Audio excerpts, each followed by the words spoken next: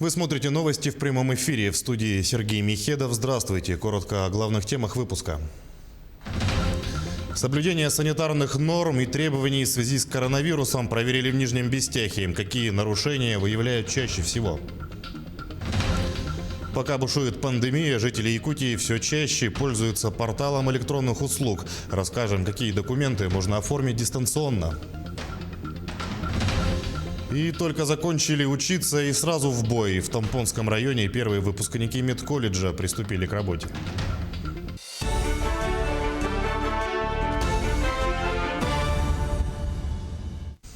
За минувшие сутки в Якутии выявили 120 новых случаев заболевания коронавирусом. Из них в столице региона 80, в Алданском, Мегино-Кангаласском районах по 7 случаев, в Верхневилюйском и Мирнинском по 5, в Нерюнгринском районе 4, в Хангаласском, Намском по 3, в Вилюйском, Тампонском по 2 случая, в Верхоянском и Сунтарском районах по 1. Летальных исходов от COVID-19 за сутки не зафиксировано. Лаборатории республики провели более 3500 исследований на коронавирус. Айсен Николаев провел сегодня совещание оперативного штаба по борьбе с коронавирусом. Глава региона поручил усилить работу по переводу сотрудников на удаленный режим труда. Прививки от гриппа и ОРВИ получили более 35% населения республики, при общем плане в 60%. Об этом рассказала главный санитарный врач Якутии Маргарита Игнатьева. Также в Якутске продолжаются рейды по торговым объектам и предприятиям общепита. При повторных нарушениях Айсен Николаев отметил, что дела нужно направлять в суд для принятия решения по закрытию таких учреждений. А на традиционном брифинге замруководителя оперштаба Ольга Балабкина рассказала о совещании у главы. В частности, она озвучила некоторые детали о переходе на удаленный режим работы. Органы местного самоуправления относительно муниципальных учреждений и Министерство труда и социального развития Республики Саха-Якутия относительно республиканских учреждений с завтрашнего дня начнет проверку количества людей, направленных на удаленный режим. Удаленный режим работы не распространяется среди республиканских учреждений, только на учреждения здравоохранения и учреждения образования, там, где непосредственно работает очная форма работы. В поселке Нижний Бестях управлением Роспотребнадзора по Мегино-Кангаласскому району проведен рейд. Проверили соблюдение санитарных норм и требований в связи с коронавирусом в торговых точках. Так, в продовольственных магазинах были выявлены нарушения масочного и перчаточного режима со стороны работников. Также наблюдалось обслуживание покупателей без средств индивидуальной защиты. Административной комиссией составлены протоколы, проверяли и местных жителей на соблюдение масочного режима на улицах. Выявлено немало нарушений. Видите, есть вот отметки, да, вот на 1,5 метра, да, и вот все они это должны соблюдать посетители. А работодатели обязаны дать здесь средства, чтобы они могли вот обработать руки. То, соответственно, если у кого нет масок, да, должны быть маски, да, чтобы они могли купить или им раздать. У них должна быть термометрия своих работников обязательно, с фиксацией в журнале, кварцевание, рециркулятор. И должны каждый день проводить дезинфекцию объекта полностью. И один раз в неделю полностью капитальную дезинфекцию. В минувшие выходные на соблюдение санитарных правил проверили более 100 предприятий Якутии. Более подробно об этой работе нашему каналу рассказал исполняющий обязанности вице-премьер республики Михаил Никифоров. Предлагаем послушать. Мною 9 числа было проведено совещание с главами муниципальных образований о проведении проверок организаций и предпринимателей, которые не соблюдают требований. За период с 9 по 11 октября 2020 года проведено 163 выездных рейда по объектам торговли, общепита, развлекательных центров республики. Выдано одно предостережение о недопустимости нарушения закона, составлено 10 актов комиссионного осмотра, одно определение, 23 протокола об административном правонарушении. Проведено 41 профилактическая беседа. В том числе административной комиссией со сводной группой оперативного штаба города Якутска совместно с Министерством предпринимательства Республики Саха-Якутия проведено 70 выездных проверок с охватом 20 объектов торговли, 38 объектов общепита, 12 развлекательных центров. Почти 90% жителей республики зарегистрировано на портале государственных и муниципальных услуг и якутия.ру. По сообщению пресс-службы Мининноваций региона, свыше 860 тысяч якутян пользуются электронными услугами. Какие возможности дает электронный портал, знает Сарглана Неустроева. С наступлением ограничений, связанных с распространением коронавирусной инфекции, вопрос о том, чтобы максимально исключить из повседневной жизни контакты с посторонними людьми, встал ребром. На помощь якутянам пришел портал государственных и муниципальных услуг. По сравнению с первым кварталом текущего года количество поданных заявлений на портале услуг выросло 3-4 раза соответственно во втором и в третьем квартале. Так, за первый квартал через портал было подано 8600 заявлений, во втором квартале 27 545 заявлений и в третьем квартале 35 736 заявлений. Пользуясь случаем, напоминаем, что у нас работает горячая линия по вопросам предоставления услуг в электронном виде по номеру 8 800 100 ровно 7788. Время работы с 9 до 6 без выходных.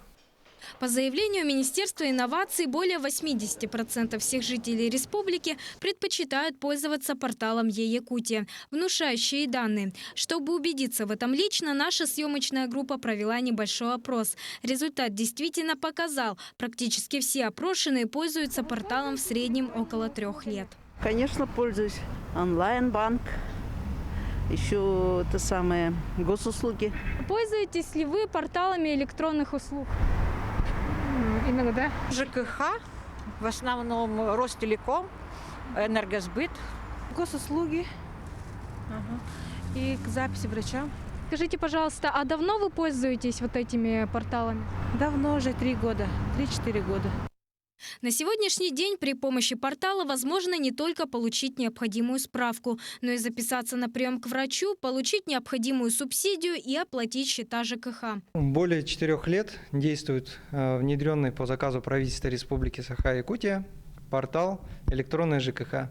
Он объединяет в себе более 300 организаций жилищно-коммунального хозяйства и обладает необходимыми сервисами для оплаты услуг. Динамика у нас довольно-таки положительная. Сейчас на текущий момент более 5000 постоянных пользователей пользуются услугами портала, зарегистрировались и оплачивают. Это все-таки неотъемлемая часть современного общества. Работой портала уже давно никого не удивишь. Теперь электронные услуги прочно вошли в жизнь каждого. К счастью, и механизм его работы отлажен настолько, что можно со смелостью утверждать, про бумажные документы и личные походы в организации может забыть каждый. Тем более сейчас это не просто удобство, но и необходимость. Сарглана Неустроева, Павел Пахомов, Якутск. Регионы Дальнего Востока приняли решение о создании единой дальневосточной авиакомпании «Тайга». На первом этапе она будет функционировать в форме союза региональных перевозчиков. В макрорегионе уже проработали перспективную маршрутную сеть, в которую вошли свыше 500 социально значимых направлений. Авиакомпания будет работать на основе единых стандартов обслуживания пассажиров и безопасности полетов. Все авиаперевозчики, которые войдут в союз, будут летать под единым брендом «Тайга». Опора на долгосрочную стратегию развития авиаперевозок позволит решать вопросы обновления парка воздушных судов за счет российского авиапрома. 4 мостовых перехода открыли на этой неделе в Якутии. Первый объект строительства – мостовой переход через реку Тюкян, который соединяет 2 района – Верхневилюйский и Нюрбинский. Второй мост через реку Малая Бутуобуя соединил Мирнинский и Сунтарский районы. Еще 2 в Сунтарском районе. Они проходят через реки Сасар-Юрях и Улахан-Мугур с устройством 4 водопропускных труб. Переходы решили многолетнюю проблему районов с отсутствием круглогодичного транспортного сообщения. Больше никаких паромов, опасных наплавных сооружений и невозможности перебраться на другой берег весной и осенью. В связи с этим, конечно, у нас в плане ценообразования и в плане транспортной доступности центра с Якутском, потому что у нас в основном товары везут с Якутска, и не только товары, и строительные материалы тоже. Для строительства это тоже очень большой прорыв, я думаю. И введение моста еще через Вилю и под Верхневилюйском еще улучшит наше положение. В этом году в коллективах лечебных учреждений Тампонского района пополнение. Все первые 15 выпускников филиала Якутского медколледжа трудоустроены в различных медицинских организациях. Мария Винокурова пообщалась с молодыми медиками. Дарья Атласова после защиты диплома работает медсестрой в отделении терапии районной больницы. 3 года назад она осознанно выбрала такую непростую, но ответственную и добрую профессию. Я очень рада, что сразу нашлась работа. И здесь я уже работаю 4 месяца. Коллектив у нас очень дружный. Я проходила стажировку, мне очень помогали, советовались. На теории было совсем по-другому. Сейчас на практике совсем другие ощущения.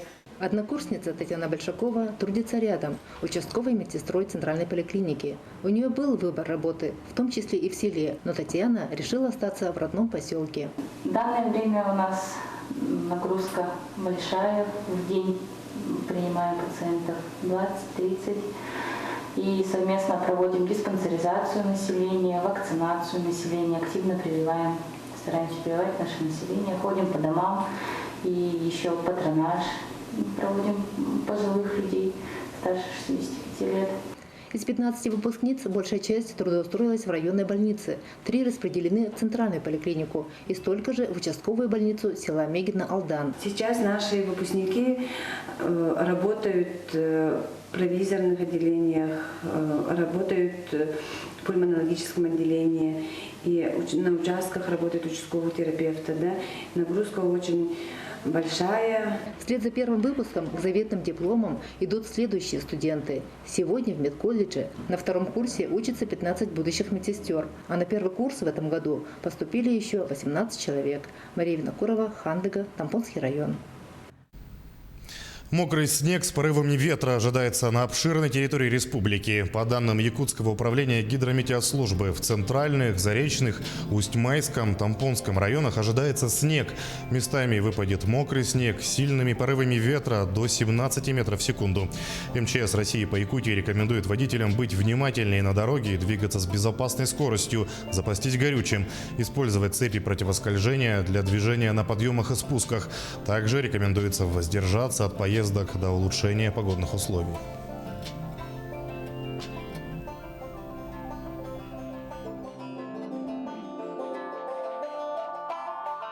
Наши корреспонденты следят за развитием событий. Оставайтесь с нами.